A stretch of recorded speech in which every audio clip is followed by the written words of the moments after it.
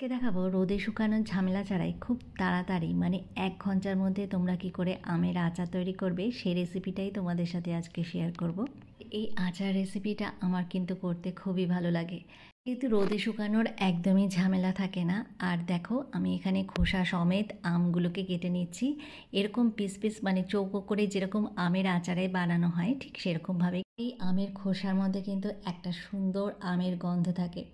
দেখো অনেকগুলো কাটা হয়ে গেছে খোসা সমেত, আর আটি কিন্তু এর মধ্যে একদমই ছিল না। এই প্রায় 1 বাটি মানে বড় বাটি চিনি আমি দিয়েছি, আর চিনিগুলো দিয়ে আমি কিন্তু এটাকে মেখে নিচ্ছি। শুধু চিনি আর সামান্য একটুখানি নুন দিয়ে এটাকে মেখে রেখে দেব। অনেকক্ষণ সময় ধরে রাখতে হবে, প্রায় 1 ঘন্টা। তোমরা চাইলে এটাকে 1.5 থেকে 2 ঘন্টাও রাখতে পারো। এর ফলে কিন্তু চিনিগুলো এর মধ্যে ঢুকে একদম একটা জলের ফর্ম নেবে। মিশিয়ে দিয়েছি এর মধ্যে হাফ শুকনো লঙ্কা, মেথি, কালো জিরে, মৌরি, গোলমরিচ আর হচ্ছে সর্ষে, কালো সর্ষে, সবগুলোকে দিয়ে একটুখানি শুকনো খোলায় ভেজে নিচ্ছি। এখানে গোটা গোলমরিচ ব্যবহার করেছি 5 থেকে 6টা। তারপর দেখো এটা শুকনো খোলায় ভেজে নেওয়ার পরে আমি একটুখানি মিক্সার গ্রাইন্ডারে গ্রাইন্ড করে নেব। এর মাঝে বাটির মধ্যে একটু রেখে দিচ্ছি সামান্য একটু ঠান্ডা হওয়ার জন্য। তারপর দেখো আমি একটা মিক্সার জারের মধ্যে নিয়ে এটাকে মিক্স করে নিচ্ছি। এর মধ্যে কিন্তু 1 ফোঁটা জল দেওয়া যাবে না, একদমই শুকনো খোলায় এটাকে মিক্স করতে হবে।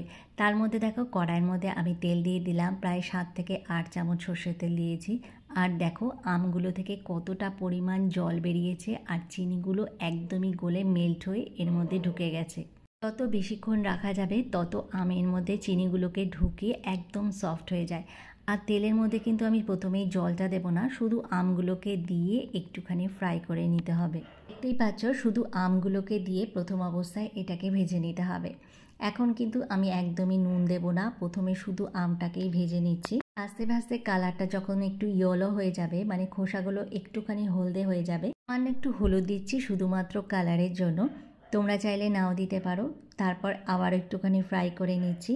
এবার যে রসটা বেরিয়েছিল আমের থেকে সেই শিরার রসটা এর মধ্যে দিয়ে দেব, কারণ এর মধ্যে অনেকটা চিনি রয়েছে। আর যদি মনে হয় আরেকটু লাগবে সেক্ষেত্রে তোমরা টেস্ট করে দিতে পারো কতটা মিষ্টি হয়েছে। কিন্তু আর কোনো এক্সট্রা জল অ্যাড করব না, কারণ শিরাগুলো অনেকটা পরিমাণ ছিল। এটাকে দিয়েই একটু নেড়েচেড়ে মিক্স করে নেব। আর যে শুকনো কলায় ভেজে রেখেছিলাম মশলাটা সেটাকে এবার এর মধ্যে অ্যাড করে দেব, কিন্তু একদমই শেষ পর্যায়ে করতে হবে। এরপরে দেখো বিট নুন দিয়ে দিচ্ছি অনেকটা পরিমাণ, কারণ নুন এখনও অবধি দেওয়া হয়নি।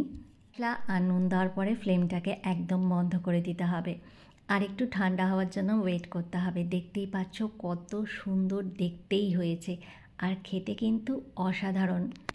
এটা কন্টেনারে করে তোমরা ফ্রিজে অনেক দিন পর্যন্ত রেখে খেতে পারো। শুধু শুধু তো ভালোই লাগে, ভাত দিয়ে ডালের সাথে খেতে কিন্তু দারুণ লাগে। একবার হলেও ট্রাই করো।